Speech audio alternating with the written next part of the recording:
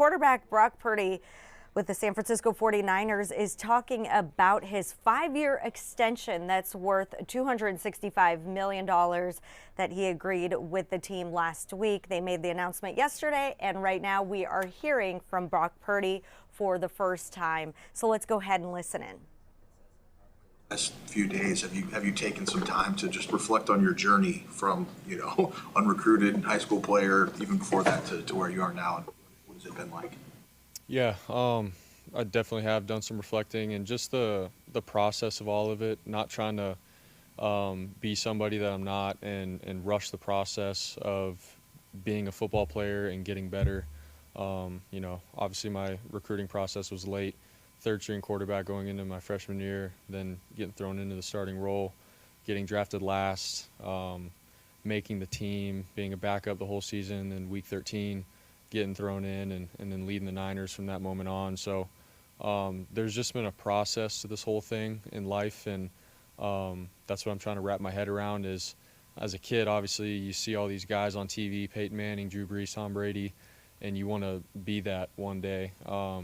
And for me, what I've realized, it just doesn't happen overnight. Like, you got to go through good, bad, tough times, the hard workouts, all the things to get there, and how you respond to adversity and all the things. But man, am I grateful to be able to just stay the course. And this is just my story. I haven't tried to live out anybody else's story. It's just been where God has had me, and I've been all in on it, and extremely grateful to be in this position. And just it fires me up more than anything to want to continue to get better and help this organization win. And nothing is set in stone yet in terms of how we are, or as a team, or this year, or the future going forward. It's every single day I have to come in and be present and work to earn success and just do my part for this team. So I'm excited. Back in January that you'd love to get it done by phase 1 of the offseason program. Didn't quite happen, but it's ahead of OTAs. How important was that for you, and were you pushing for that to happen so that you didn't have to have this hanging over you during the spring practices? Yeah, I mean, obviously I was hopeful to get something done early, and it had been nice to have it done going into the off-season program as a whole. But obviously there's just a process to it, and both sides have their views, and that's the whole point of negotiating. And but at the end of the day, I didn't want to lose sight of the main goal here, knowing that I'm going to be the quarterback for this team this year, and I have to come in and get better and grow our locker room and help the new guys. And I just wanted to be here from the jump and be the guy in there to continue to lead this place. And obviously we have to get better in areas, and I have to get better and all the things. But being here day one was a huge emphasis for me, regardless of having the contract done or not. But I had a lot of faith in, obviously, my agent and the Niners that we were going to get something done. Didn't know when exactly, but being here for phase 1 was huge for me. When we last talked to you about 4 months ago, you were going to take a month off from throwing the football, give your arm and shoulder some time to rest. I assume you did that since you're throwing now, but how's your health? And then, I mean, if you go back 2 years, you weren't even starting your throwing program yet. Does this kind of blow you away that you've come this far in the 2 years since that time, whether you knew where your career was headed? Yeah, to answer your first part, my body feels great. Feel really healthy and 100%. And so it's just finding ways to get better. Obviously just with the new guys and running routes and watching the film and applying that to the field with the ways that we can right now. And then, yeah, just 2 years ago, obviously coming off of surgery, I didn't have OTAs, and even camp for me was 2 days on, 1 day off, so I was missing a day. And so just being grateful that I'm out there and actually getting better and throwing and having an off season to work on fundamentals has been huge. And obviously I said that last year, but this year, we didn't make the playoffs, and we had some time away to actually decompress and think about, how the season went, and actually do some real reflection. The year before, Super Bowl, and got married, and it just went so fast, and boom, we're right into the next season. But man, was I itching to come back, and just excited to get back with the guys, and just the energy and all the guys' mindset now coming back, man. The locker room, the workouts, in the weight room, the film room, you name it. Like there's a new kind of like re-energized feeling around the facility. So yeah, it's an exciting time. So. How involved were you with the process, and are there any terms or specific things that you felt strongly about that needed to be in that negotiation? I mean, obviously my agent did the negotiating, but would just keep me updated, throughout the week and certain big moments and conversations that were had with the Niners, and then he would just call me and update me, and we both, before the whole thing started, sat down and we were like, all right, this is our vision. This is hopefully what we can get out of it and get what you deserve and have earned, and go from there. But obviously we want to, make sure that we're working together with our organization and setting up everybody for success. It's not just for me to get all the money as much as I can, but also like, hey, let's surround yourself with a great team and players and a great locker room, and all those things matter. So we definitely talked about that. And then, like I said, he would just update me periodically, but there were some things that we wanted in there to protect me down the road and whatnot, and the contract and the language and all that stuff. But he did an amazing job with handling that and then breaking it down to me, like what it is, what it means,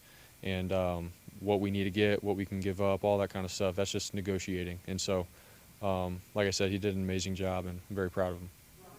What is the balance that you feel that you say is different? Is it a stark contrast to last season where there was some contract drama up and down, and now you've got not only your contract done, but George and Fred? Does that kind of settle everything? Yeah, I mean, I feel like every year there sort of has been someone that it's like, man, you'd like to get them done, and it's gone on pretty late. And whether that has affected the locker room or not, I'm not really sure. I don't want to just pinpoint something, but this year having the guys done and being able to get back to work and be around the guys in the locker room and just like build our culture and standard really from the ground up with all the new guys that we have. It's been pretty cool. And everybody's bought in right now, and we're excited, obviously, to do like more team activities and stuff as we move along the off season. But man, it's hard to explain. But the young guys, the older guys, everybody is bringing it right now, and I think it's just so important that we're just around each other a lot, doing little different activities and continuing to build chemistry. Like that's the kind of stuff that matters, man. When you get late in the season and things get tough, and you go through some tough things as a team, like. You want to be able to know the guy next to you and what he's about, and that he's going to have your back and everything like that. So, anyways, having the contract stuff done, it's been a huge blessing for the whole team and organization. You wanted to set everyone up for flexibility. Do you mean you maybe left something on the table in an effort to help roster construction going forward? I think where we ended up was exactly where we needed to be. I'm extremely happy with where we ended, and I know the Niners are too. And with that being said, man, like for me, it's all about football now. And however, obviously they use the cap space and all that kind of stuff. Like that's not my job. My job is to now go and win games and lead this team. And but I'm extremely happy and grateful for where we ended with. And hopefully that answers your question. Was the no trade clause important to you that it was in there? I think it's important, yes, but also that's something that my agent and I discussed with what other quarterbacks have around the league and stuff in their contract. But for me, was it going to be a determining factor in signing it or not? No. Like we're very grateful that we had it in there, but at the end of the day, like I said, everything else that the contract entails, we're extremely excited about, and so we're just grateful how it turned out. What sort of advice did you get from the guys in the building that have gone through this, specifically with George and Fred, and does it help at all to go through this at the same time they're going through it again? A little bit, yeah. I think they did a great job, just giving me a heads up, like, hey man, this is how negotiating is, and obviously it's a business, but this is sort of what you can expect. This is, what we experienced and went through, and don't hang your head on this or that. Like they did a great job with, giving me some real good advice going into it.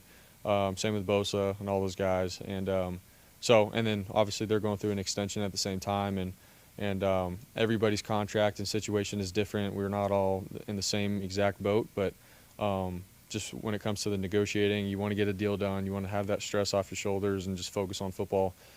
So I think we were all able to relate in that way. But yeah, man, those guys definitely looked out for me and gave me a heads up. Every contract's different, Brock. So what did you learn about the situation, the business, the team, yourself?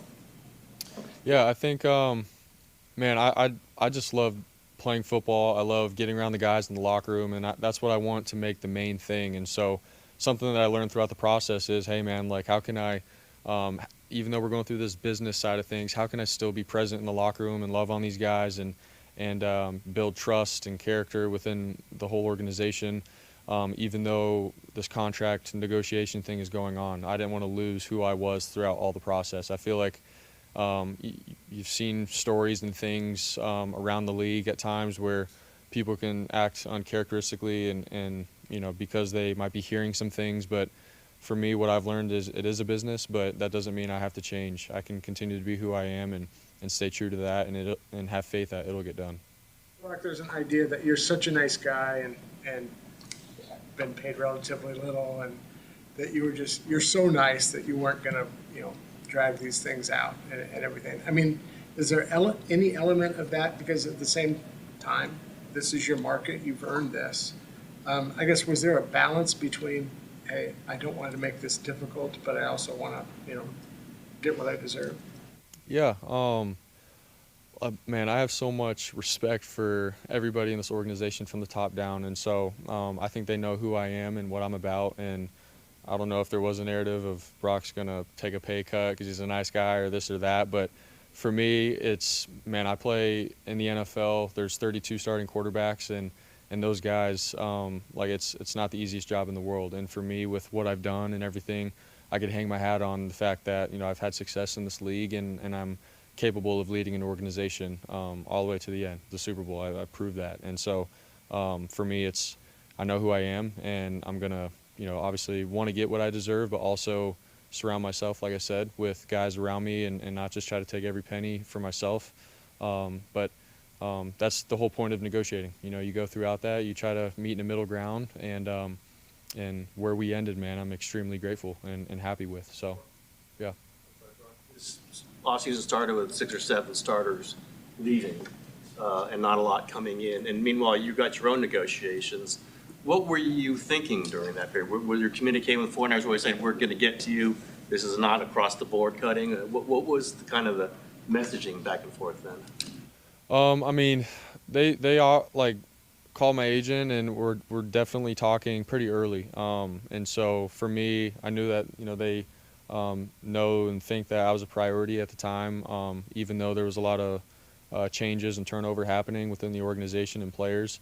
So I knew that they were thinking about me and that they were talking to my agent and stuff. But like I said, with the timing of how these contracts and things happen, they don't just happen overnight. Like there's a process to it.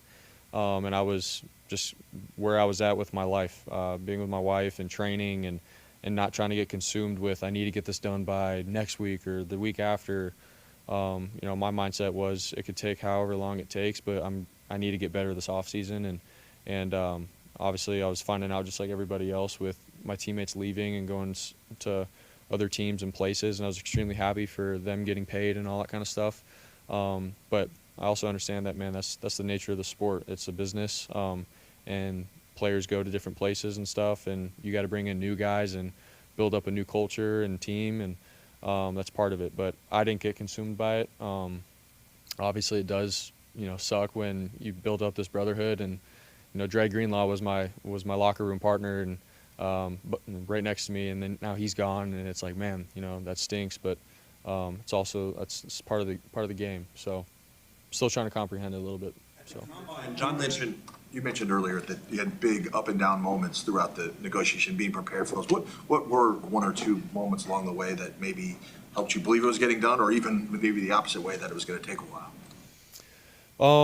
Yeah, I think, it was just an open communication from the get-go. I think I always had faith that, all right, they started with a very respectable first offer, and from there the communication between them and my agent was great, and they talked a lot, and there was no drama involved. And so for me, I think all those moments added up to be like, for me, I just had faith that it was going to get done, and that these guys had my back, and that they want to get something done relatively quick and smooth and all that. But and then obviously last week we knew that we were at the number, and we just had to get a couple things figured out within the language of the contract, and that it was going to be a go. And I just didn't know, what day that was going to be or whatnot. And sure enough, we were golfing. My wife and I were golfing at the Olympic Club with Jake Brendel and his wife, and we got a text from my agent saying it's done, and answered John Lynch's FaceTime. And so, yes, it was the late course, yeah. So. Asked about the progress with this deal, and he said there's no guarantee that it would get done. When you heard that, did that surprise you? How did you take that? I mean, it's the truth. You never know with how negotiations go if something's going to be said in a certain way that makes the other party, a little bit frustrated or whatnot. And so it's just the truth. And that's, I didn't take any offense to it at all. Obviously, for me, it was where am I at in the off season? How can I get better?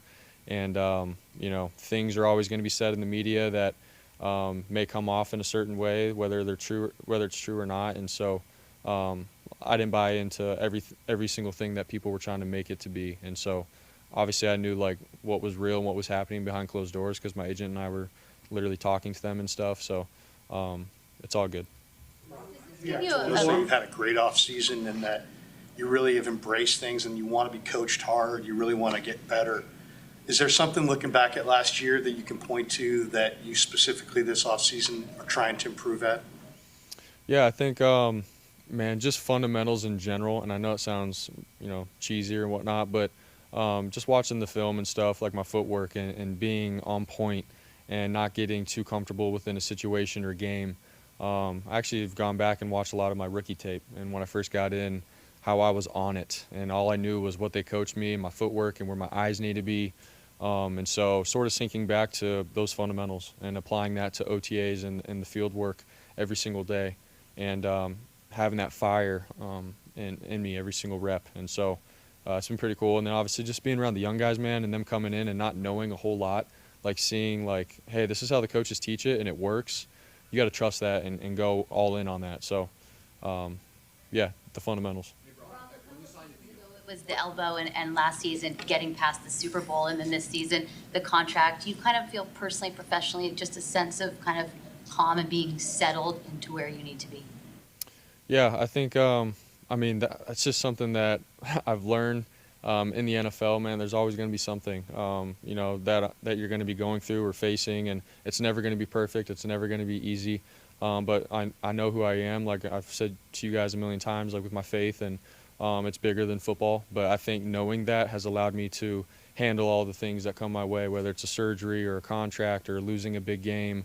I know who I am, and it just fires me up to go and defy the odds after that. And so, it's just part of it. Is there something fun or special that you thought, hey, when I signed this, I'm going to buy this for my wife, my parents, even yourself? Is there a big purchase or something? Maybe it's something small that now you can actually go get. Man, we're still thinking about some stuff. But I don't know. I've always been a big fishing advocate, so I was telling my wife, and she's annoyed with me, but I'll say it. But I'd like to get a bass boat one day. So, that'll be my first big purchase. Anyways, thanks, guys.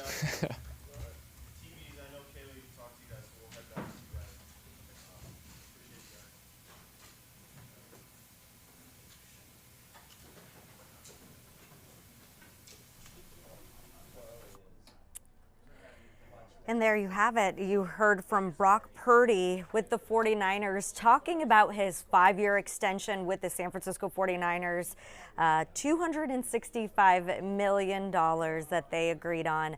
So we heard a little bit more from him today, how the contract came about and all the other details. And we, of course, have our sports team covering this for you today. We'll hear from them later on in our newscast about this. For right now, we're going to take you back to regular programming. We'll see you back here later today for our next live newscast. That's at 3 o'clock. Thanks for watching.